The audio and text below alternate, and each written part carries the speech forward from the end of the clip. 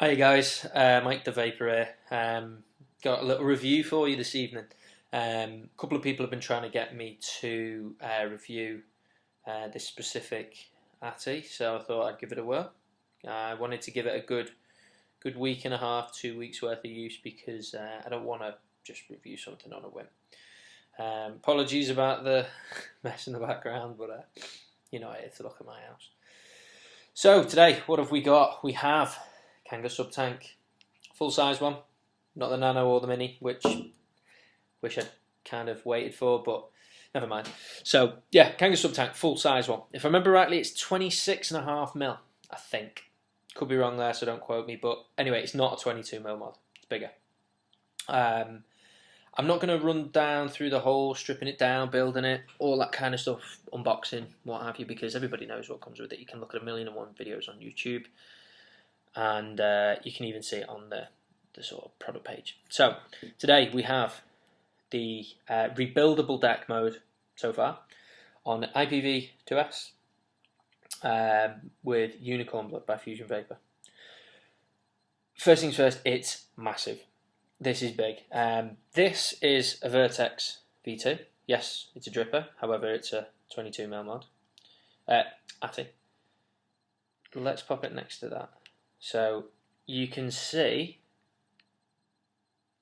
it's a big old thing. So it looks a little bit odd on some devices. It doesn't fit on my Hana, my DNA 30, because there's a recess in the DNA 30 which is 22mm wide. This doesn't fit on it. However, if I put the beauty ring on it, it will fit and it works. But adds about this much onto it, so it gets pretty big. That's my main gripe with it, is the size of it. Now I know they've just released a nano and the mini version of it, which is probably going to be fantastic, but I haven't got one, so I can't choose. Now the reason I decided to review this is I was umming and ahhing about it. I put something on Twitter and Spar Vapes got in touch and said, we'll send you one for a discounted price if you review it. So I thought, do you know what, why the hell not? You can never have too many tanks. So got it off them, give it a good couple of weeks usage, used the stock coils, the rebuildable deck, and I've got a few findings from it. Now I've been through the 0.5, I've been through the 1.2 ohm coil that pre-built, and now I'm on the rebuildable deck. Only problem with the rebuildable deck, as you probably know, you get a little bit less juice capacity, which kind of pisses me off a little bit because it's so big. I thought to myself,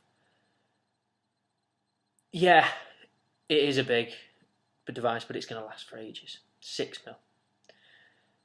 Put the rebuildable deck on it, drops down to 4.5. Now there's atomizers out there which are smaller than this, have the same capacity, and you don't have to. Well, yeah, they're rebuildable ones, but it's just smaller and it's got a same capacity. It doesn't shine on itself really when it comes to the rebuildable side of this. I think it's a great idea. Don't get me wrong. The fact that you've got the option for a couple of different things, but I don't quite understand why it had to lose so much capacity. But anyway, what I'm going to do is I'm just going to run through some pros and cons for you. I'm going to have a little vape on it, show you how it goes. So this is the rebuildable deck. This is actually the rebuildable coils that came with it. I couldn't be bothered changing it. It's a dual coil setup at 0.5 ohms. So I'm now going to vape this at 25 watts and I'll show you what it's like.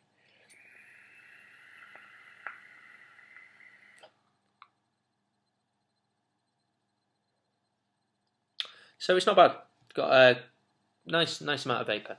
Now I didn't really see much of a difference between the 0.5 and the 1.2 ohm coils, but that's because I was using it on a variable wattage device, so it doesn't make much of a difference. If anything, I'd probably say I preferred the 1.2, but I don't know why. It just felt nicer to me. It could have been the juice, it could have been anything, I don't know, but the 1.2 for me worked a little bit better. Now obviously if you're using it on a Mac, you want a sub-ohm and you want to take it out, then the 0.5 is going to be better. So I've made a list of pros and cons. I'm going to run through the pros first because I want to make sure that this is a positive video. Because all in all, it's a pretty good tank. However, I do have some gripes with it. I have some things that really get on my nerves. So first thing, price. For the price that you pay for one of these, I mean, it's an authentic product. It's very, very well made. Really well made. I was very surprised at how well everything went together. The actual design of it as well is superb. The fact that you can just Pop a pre-built coil in there. If you're running late, you need to go on a night out, and you think, oh crap, I need to build this up. You can just wash it out, throw a coil on, fill it up, and go, which is great. The build quality of the device itself is fantastic. Very, very good threads. Very, very smooth. I like the way that it's a glass tank as well. It's just held on with these O-rings and the pressure from the base. That, I had no issues getting it off. I was a little bit wary at first, but a little bit of liquid on it slides on beautifully. The drip tip that it comes with is great. Fits really well. All my drip tips fit well with it. Comes with plenty of little spares and stuff like that. So the build quality is top notch. The design is a fantastic idea. The fact that you can pop your pre-built ones on, or if you do want to mess around, put some crazy builds up in there, you can do it, away you go. Which brings me on to the next section of the pros, the wicking. The wicking was brilliant. The wicking is very, very good. I've not had a single dry hit, and I've not had a single leak at all. Now, if you look at this here, that's with the 3 air holes wide open. They're big, big air holes. You can actually see through to the 510 connector. Not a drop has come out of that. And that's with all of the cords, all of the builds, all of the liquids, everything. So that is a big, big plus as well. Speaking of the 510 connector, the spring-loaded is beautiful. Very, very good idea. I'm just going to quickly unscrew it and show you. It is solid. It made connection with all my devices that it would physically fit on. And it's got a good spring on it as well. Some of the spring-loaded ones that you get nowadays are a bit naff, but this is decent. I like this. The fact that you can adjust the airflow on it, dead easy. No messing around with screwdrivers. You just go 3 air holes, twist it, 2 air holes, twist it, 1 air hole. Don't know why you'd need it, but no air holes. So that's good. That's really good as well. On all the different air hole variations and all the different liquids I've tried, no dry hits, no leaking. Boss. Very good. I think it looks good. I think it looks really cool. It's pretty space age, futuristic. You can see how much liquid you've got left. Nice glass tank. The red O-rings is nice, especially when you've got a red liquid in it like that. It's kind of cool. So it looks good. Nice etching and stuff on there. The build quality and the machining on this is spot on. The filling is easy. Everything, the basic sort of stuff is very, very good. So yeah, very, very happy with the design, the build quality, the options that you've got to go with it, and all that kind of stuff is just spot on. Comes boxed with loads of little extras, bit of Japanese cotton, some wax can, all that kind of stuff. Very cool, very, very good. Now, I'm going to run through some of the things that I didn't like about it. Now, I'm going to spend a bit more time on these because I want people to understand why I don't like these things. So, first things first, it's too big. It is huge. 26.5mm, you put your beauty ring on it to bring it down to 22mm. You put it on any device, it becomes very, very top heavy. I did have it on my Hannah for a little while. I think I had it on for maybe 2 or 3 hours, and it fell over 3 times in that 2 or 3 hours. Now, when this thing falls, it makes a big noise because it's heavy. It's made of stainless steel, glass. It's just a big, big unit once you've got that thing on it as well, which is too big for me.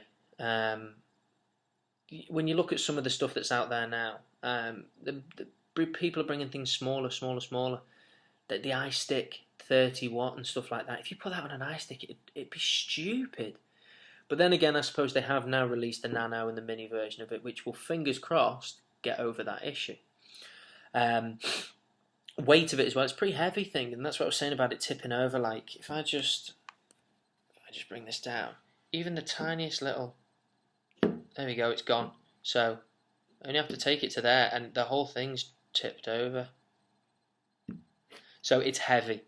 It becomes very top heavy, and it's just a bit much when it's in your pocket. I'm used to having a K-Fun on there, or even a Typhon or something like that, and it's just too heavy. But again, that will boil down to the size of it. For me, it's too airy. Even with one hole open, it's very, very airy. So if I take it down to no holes, right, you can still draw through it. So I imagine that it's not fully airtight in certain areas. It doesn't really make too much of a difference because once you've got the air holes open, away you go. But I didn't notice that much of a difference between 3 air holes open and 1 air hole open. I it was just very airy all the time. If you're not a lung inhaler, this is not for you. You really struggle to vape this without doing a lung inhale. So if I go, I get nothing. I get no, like, I know it looks like there's a lot of vapor there, but I don't get much flavour. Don't get no throat hit, nothing. Whereas on a lung inhale, this again, just with one air hole open,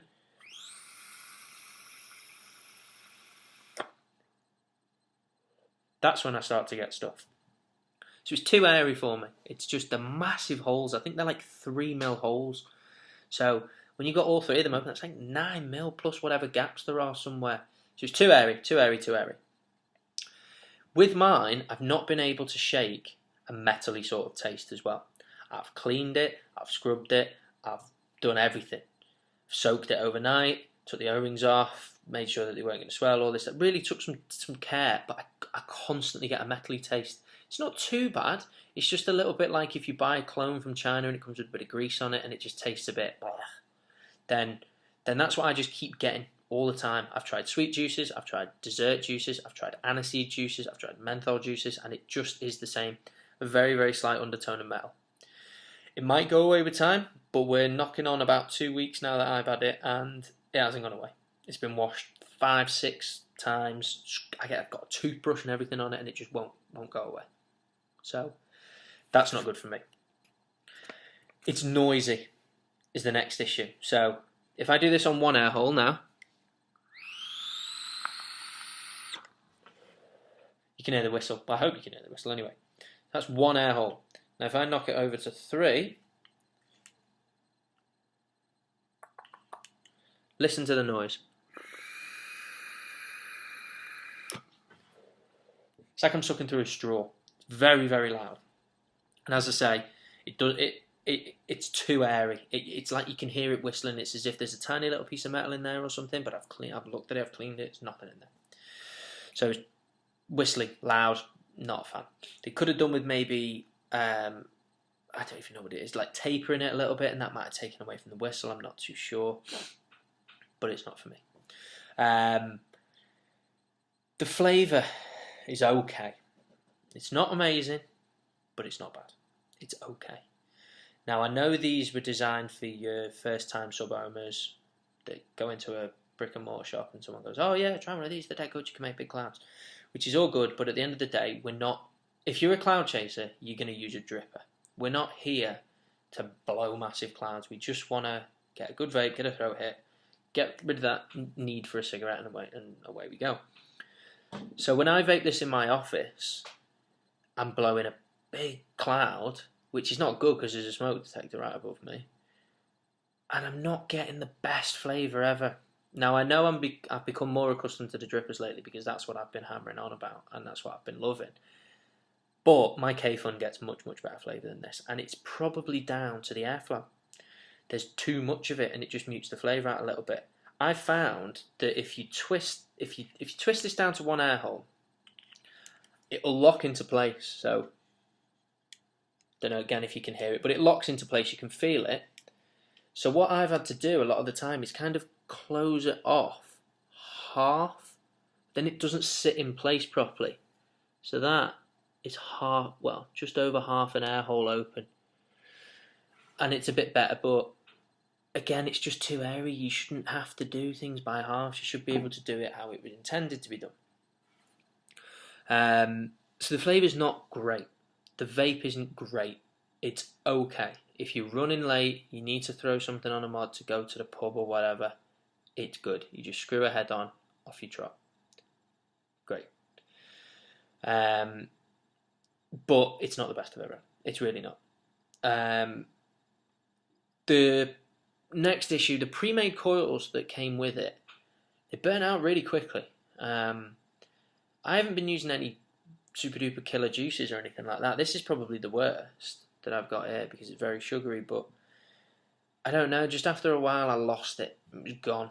Now they are rebuildable if you're that way inclined, which is good, so you could have a stack of ones built up, throw it in, off your trot, but they burnt out quite quickly for me. I've gone through 1.2 and the 0.5 in under 2 weeks, and I've not burnt it, nothing like that. It just after a while it got kind of different. You'll know what I mean. You'll know what I mean. When a coil's had it, you know it's had it.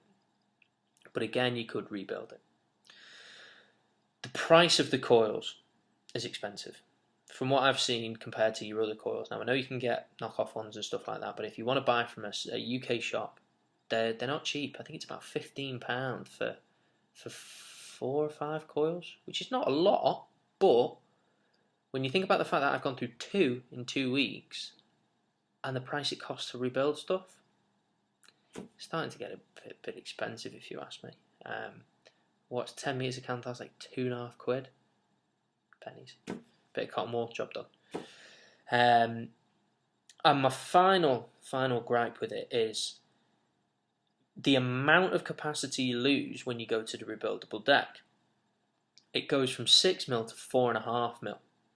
So that's 25% less.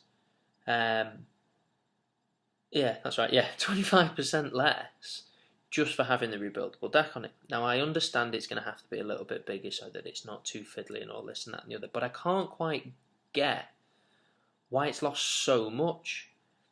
4.5mm is still a decent amount, but for something this size, you would expect that. I can get 4.1, 4.2 in my Typhon, and it's a 22mm and it's no taller. In fact, I think it's a bit shorter. And it's fully rebuildable, and away you go. So I can't quite understand it. I've been trying to fathom it, and yes, it's wider, this bit in the bottom, but I didn't expect it to lose that much. I really didn't. But yeah, it is what it is. If you're not confident in building, then great. But then you wouldn't have the rebuildable deck mode. You wouldn't be using that. So it's just a bit daft, if you ask me, because you go to the rebuildable deck mode because you want to do rebuilds. You then think, oh, it's a massive tank, I'll get loads of space. But you don't. You don't get any more than a Typhon. You might as well just rebuild that, and they're a piece of cake to do. So I just don't get it. Not too sure. So I'm going to end it there because I feel like I'm waffling on a little bit. It's good, but it's not great. I'm yet to try the Atlantis. Wouldn't mind to go on one of them just because there's been such a big hype around them, and that kind of kick-started this whole sub-ohm rebuild, clearamizers, as they call them. I hate that word, but yeah. So it's good, but it's not great. The mini version might be a little bit better because it's smaller, a little bit more manageable, no big thing in your pocket all the time. But yeah, don't know. It's just not phenomenal. I'm going to keep it. I'm going to carry on using it, and I'm going to see if these little gripes go away. But for me, in a nutshell, it's too airy. The flavour's not as good as it could be. It's far too big. And the rebuildable mode just kind of doesn't make sense to me. So anyway, that's it. I'm going to leave it there. Big thank you, though, to Spar Vapes for sending me this out on the cheap for a review. I hope it helps some people out. Would I buy one? Don't know. Probably not this one. Maybe the smaller version.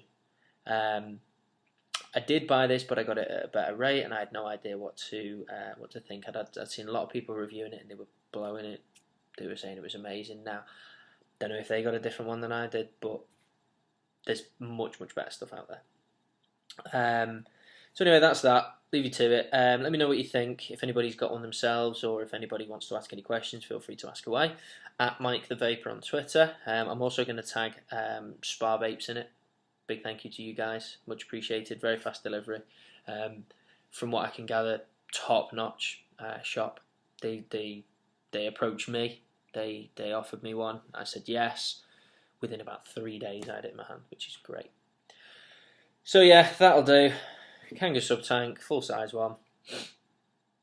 It's alright. It's not the best, but it's not the worst. Thanks for watching.